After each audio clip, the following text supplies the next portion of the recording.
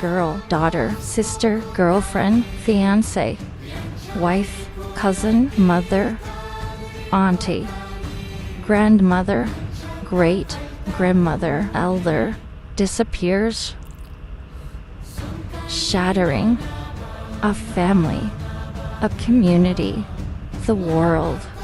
There is something we can all do. Remember them.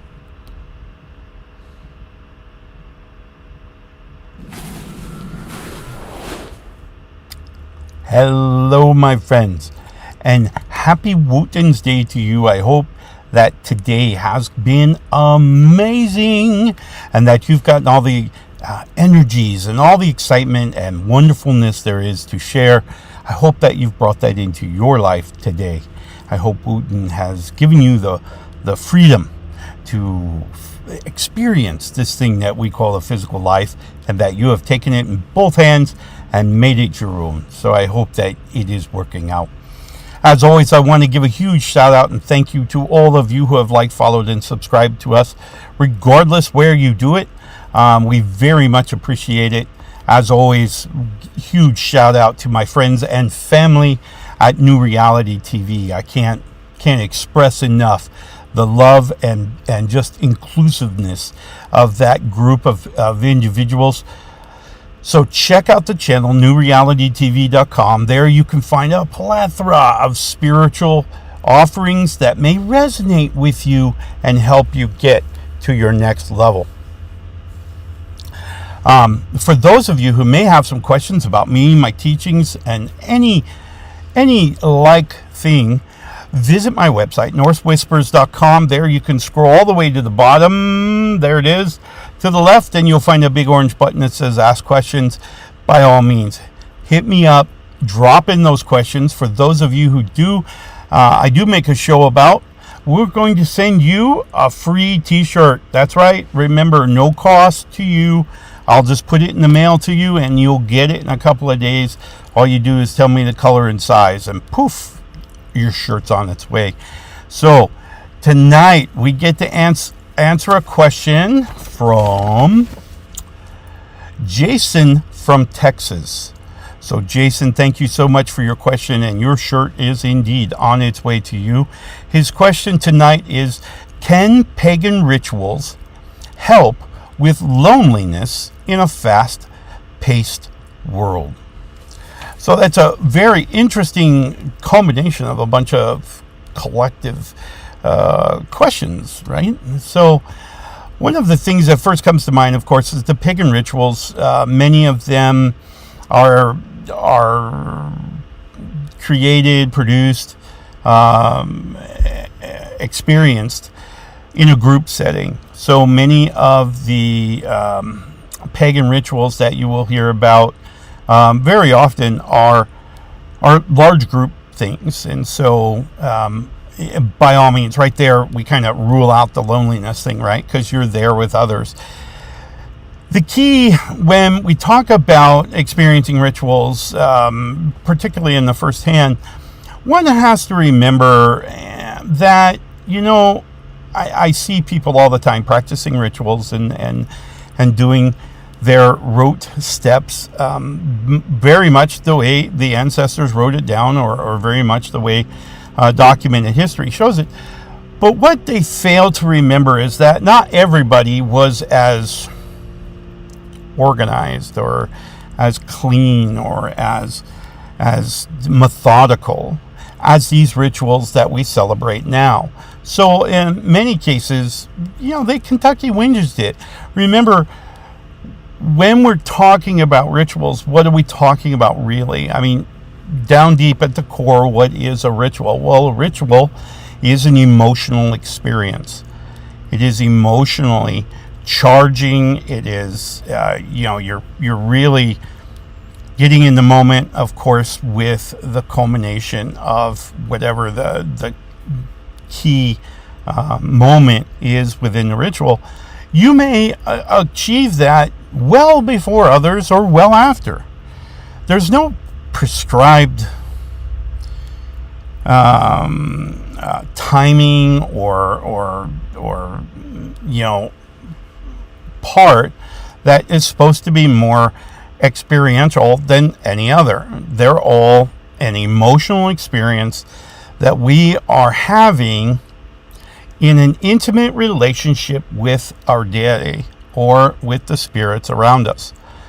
So, the rote experience or the rote requirement of a ritual, although important, I won't distract from it, is not the critical key to a ritual, right? It's whether we do every step just right or have just the right things present, do the right number of laps around a tree or something. All of that is moot, right? When we go to a ritual and we perform a ritual, it's from the heart. It's an emotional experience, right? So from the time the ritual begins until you reach your climactic state, whatever that state is, until you reach that point, we're in a kind of the build up of a ritual, but nonetheless, it's an emotional experience. So, Jason, to your point, have rituals with others, firstly, with other physical forms. It's a wonderful experience. Remember, you don't have to do it exactly right. You don't have to make all the exact steps. You're just there for the emotional experience, right?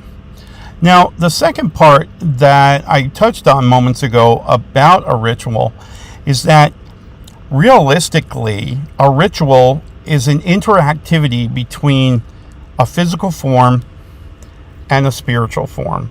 Whether that spiritual form be at a deity level or whether that spiritual form be another physical form, a spiritual entity it's bonded to another physical form.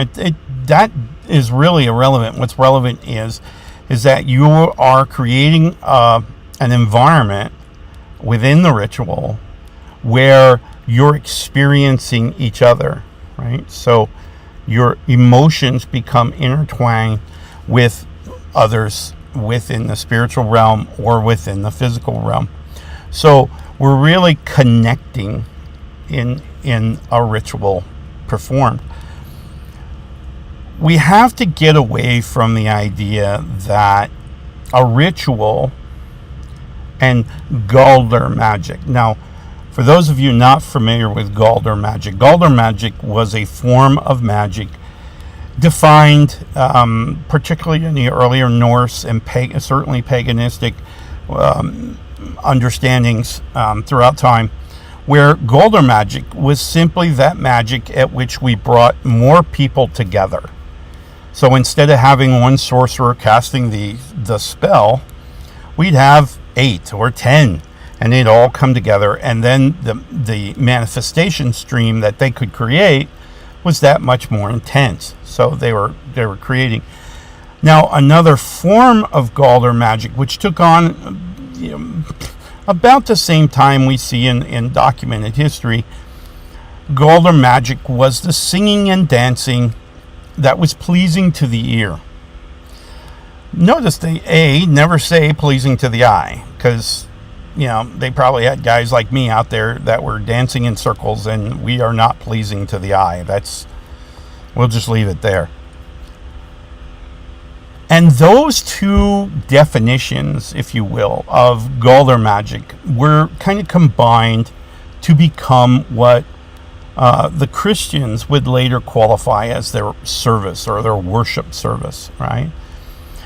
Because it was essentially the same thing. You were coming together, you were bringing a bunch of people together, and there was singing and dancing in the Christian worship.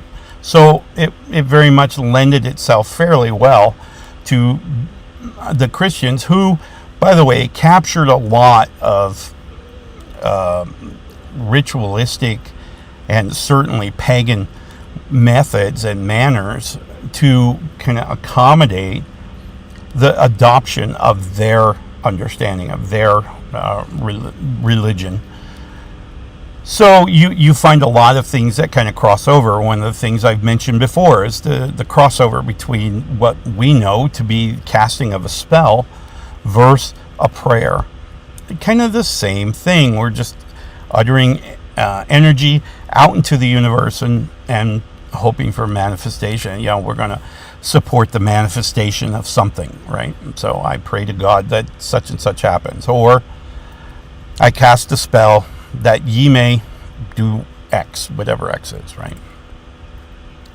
So they're kind of one and the same. Well, Galdr magic fell trapped to that as well, and it kind of became what the early Christians referred to as their worship service. And so that's why you have singing and dancing and everybody coming together. So it's all about energy, and it's all about the management of energy. So that part, again, to your point of loneliness, Jason, we're really getting away from that by bringing more people together. Now, that's not to say, and it's not to distract from the potential that you could be in a crowded room and still be lonely. This is absolutely the case. Now, why is that? Well, there's a couple of reasons. First, more than likely, you're thinking about it. You're processing it through your brain that you're alone and this is the way it is.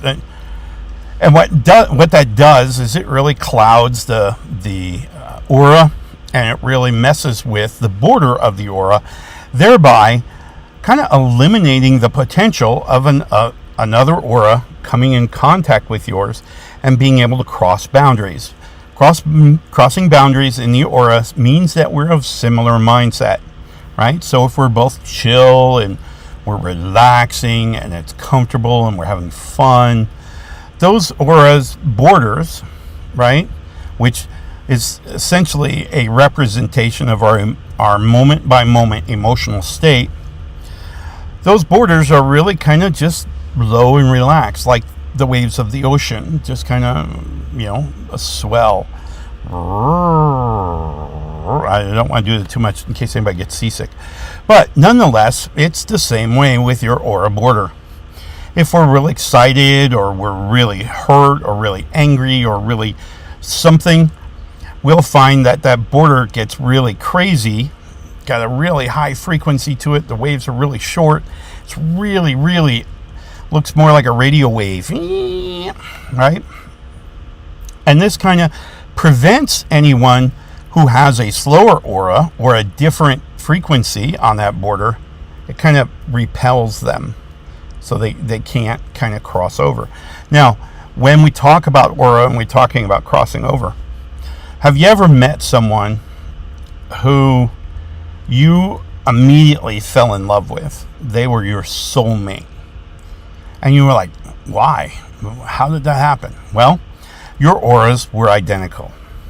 And when your auras are identical, that aura can now cross in, and pretty much you envelop them and they envelop you. So you're both enveloped in each other's aura. These are soulmates. Now, my shield maiden and I probably saw that off and on for 35 years now. Our auras cross. Now, do our auras always cross? Absolutely not. Sometimes we butt heads. Sometimes we have disagreements. Sometimes we have arguments. We're not, anything different than anyone else. But what really helps with our relationship is that we can come back to that natural, neutral state where our auras just kind of cross into each other. So this is a big piece of our relationships going back and forth. Now, as we've mentioned before, the difference with your aura is the outside frequency we just talked about. That's really based on your emotional state.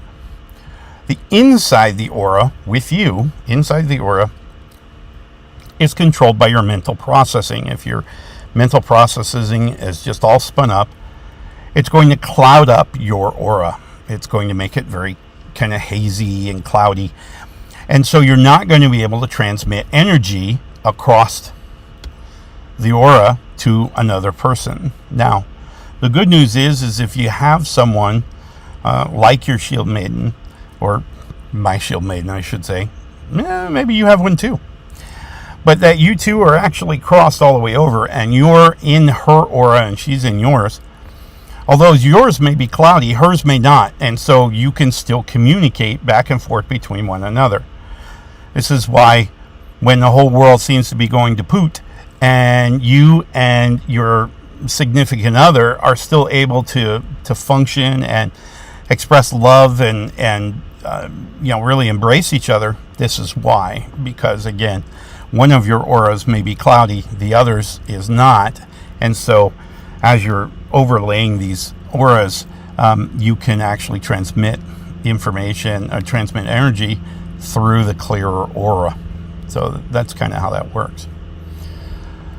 So when we talk about loneliness is essentially, as we mentioned, is when we're blocking things off. We're not allowing other people. And this comes down to a big word that we use all the time when we're talking about spirituality. And that word is vulnerability, right? And so what we do in our own mind is that we're going to settle down, we're going to chill out, and we're going to kind of lift our minds, if you will, focusing on the room that you're in. And instead of thinking, oh, they don't like me, it's more of, let me experience this. Let me experience all these people. Now, are all these people going to be wonderful and loving and just warm and cuddly? Absolutely not. You are going to find others who have auras that may be blocked off as well. And so we move on to those auras that are more open. Okay? And this is really how we make friends in places. And many times we may block off our aura, and so we're kind of doing it to ourselves, really, right? So we're thinking too much about it. Our frequency is way too much. We're really in an emotional state. Whereas what we need to do is just relax. And this is really comes back to almost every spiritual practice or spiritual understanding recognizes the value of meditation. Just taking a minute to just meditate. Just breathe maybe a couple of times. Not much. Doesn't take, a whole half hour or nothing like that. Just take a moment. Relax. Sometimes I find when I'm in a crowded room now, the difference is some of us may experience what's called empathy. Now, empathy is when my aura picks up the vibrations of a particular emotional state from outside of itself, right? So I'm going through a mall as an example. By the way, I discourage, particularly if you're just understanding empathy, be careful about malls in large crowds. Why? Because they may seem to be overwhelming. And you're going to wind up closing down your aura, and that will cause additional problems. So for you and for them. So until you get your handle on it, kind of avoid those really crowded spaces. But they are definitely worthy of going, because if you think about it, how do you know a frog is a frog? You know a frog is a frog because you've seen a frog. You've known a frog. Your adult folks early in your life said, pointed at a book, and maybe that frog was Kermit, but nonetheless it was a frog, right? And so you kind of got this idea of what a frog was. And, lo and behold, you watch TV, you watch the internet, whatever, and you'll see other pictures of people saying, look, there's a frog, and isn't that frog cute, and all this. So you understand, you recognize it based on memories, based on what you've been told of your memory. Okay? That's how we do it, right? Well, we do the same thing with emotion. The same exact thing we do with emotion. We see it, somebody explains it to us, and or we read it or see it on TV, whatever, and we recognize it occurring, and we go, okay, that's what that is, right? Well, the same thing happens when we're connecting with our aura. Our aura is looking for signals that it recognizes. So like auras draw like auras. That's kind of how it works. So if we find ourselves in a really grumpy mood, chances are we're going to attract auras that are really grumpy. Then it's a match as to decide who's the grumpiest of them all, right?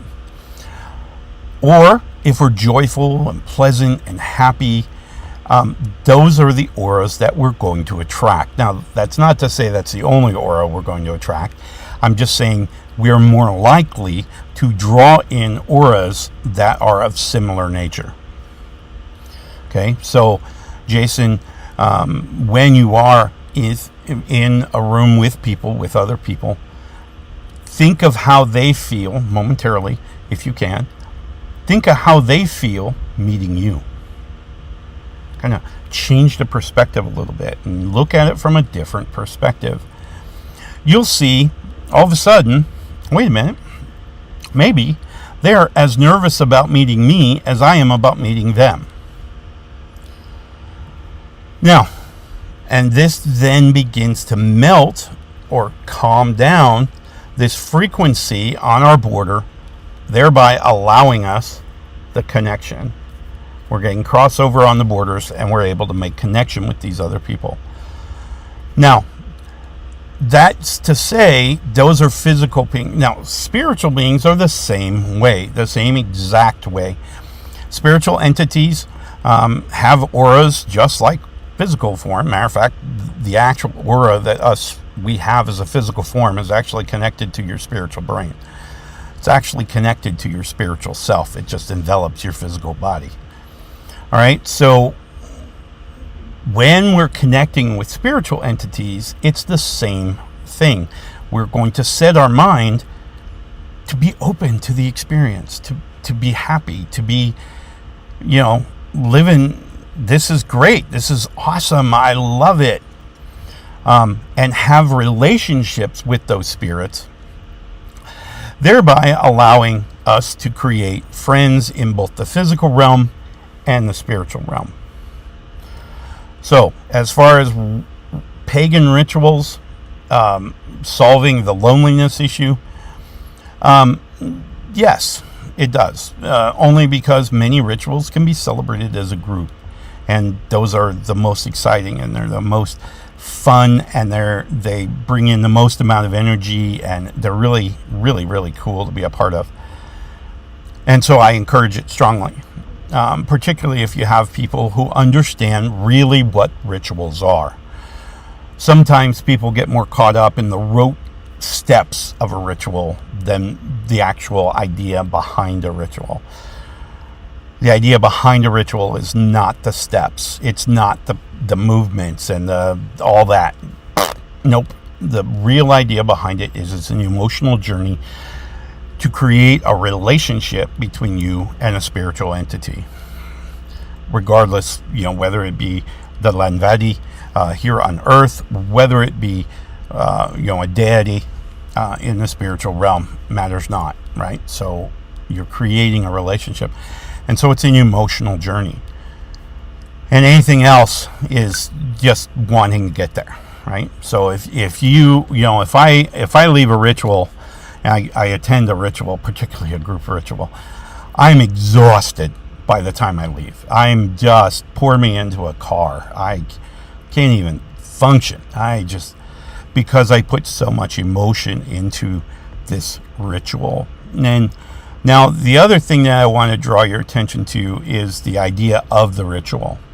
And what I mean by that is to say that sometimes I go to pagan rituals or Celtic rituals or Norse rituals. I do those a lot, as you can imagine. But I also attend indigenous powwows and indigenous gatherings. Whew. Same thing. Amazing energy. And that's the idea of a ritual. What we call it, the whole terminology thing, don't get wrapped around the axle about labels. That's all it is. It's just a label. focus more upon your emotional journey through the event. All right. And trust me, as you get more emotionally vested in the event, what you're going to find is you're going to find where your aura kind of relaxes a little bit, and then you can begin to make friends. Why? Because now we're able to cross boundaries. Our boundaries are actually crossing so that we can now connect at a deeper level. All right. So, Jason, to your point, I understand loneliness. I've been there, done that. Probably got a couple of t-shirts about it. But ultimately, realizing that it might have been, for the most part, myself that did that. I was the one that was kind of putting up the walls and saying, no, I'm nervous, or I'm worried, or I'm concerned, or whatever reasoning I wanted to use. That's what applied. And so those frequencies on the border got really erratic, and all of a sudden I was blocking people out, and could have made some wonderful friendships, wonderfully long-lasting, very close relationships, had I just released and been, opened myself up to experiences, become vulnerable, and lo and behold, that's what I would have drawn in. So, of course, hindsight being the best of all the views, this is something that I've learned through growing this thing. So, again, Jason, loneliness is a state many times we create ourselves. All right? And by that, I mean, we're building up those walls, whether it be mental walls, intellectual walls, whether it be emotional walls. Nonetheless, we're stacking our aura against us, and thereby kind of eliminating people from entering into our lives who could offer us great wisdom, great experiences, and an absolute love of life and the pursuit of growth and evolution. So just things to think about when we're attending rituals. Again, remember, we want to keep it emotional. That's what a ritual is. If a ritual is just a matter of walking and doing and moving and certain handshakes and waves and raise this and raise that and lift this above our head and turn around 3 times with a blue dot on our forehead, that's an interpretation for sure. But the real interpretation here, and the real reason for doing a ritual, is for that emotional journey of connecting to a spiritual entity. All right. So that's really the piece behind it all. So whether you call it ritual, whether you call it worship, whether you call it a powwow, whether you call it Sunday services, matters not. What matters is, as you experience this event, it's an emotional journey to help you form a relationship with a spiritual entity. And that's really what it's about. All right. I hope I answered your question, Jason, and I hope this video, particularly this video, answers your question and answers any other kind of understandings that we may have about rituals or worship or those types of events where we are kind of doing these rote things, and then you have to ask yourself, why are we doing this rote thing when I have nothing vested in it whatsoever? All right, so there you go. All right, I hope that helped, Jason. And again, your shirt over here, I'm still getting used to the new screen, sorry. Your shirt is on its way. We'll get that in the mail first thing in the morning, so you should have it hopefully early next week, depending on Texas. Yeah, a couple days. So you should be able to have it in your wardrobe by next week and be able to sport your new t-shirt. For those of you who haven't asked a question, make sure you visit our website. Again, NorseWhispers.com. There you can scroll all the way to the bottom, look to the left, and you see a big button, this button, right there. You want to click on that, ask your question, And if I make a show about it, I'll send you a t-shirt. All right. In the meantime, I wish you the very best Wootens Day. I hope that the rest of your Wootens Day comes off just as you planned and just as you hope. You get all the experience you want, as well as the energy that helps drive you. And we'll see you again first thing in the morning, where we'll embrace the strength of Thor and discuss how that affects our everyday life. All right? So have a wonderful evening. We'll see you in the morning. Love and light. Been watching Fofelina's Belly Snake, a special production of Whispers of the Norse. Brought to you by the Alaska akoutlaw in South Central Alaska. Guidance and wisdom, courtesy of an ancient Celtic Norse shaman. Thank you so much for joining us today.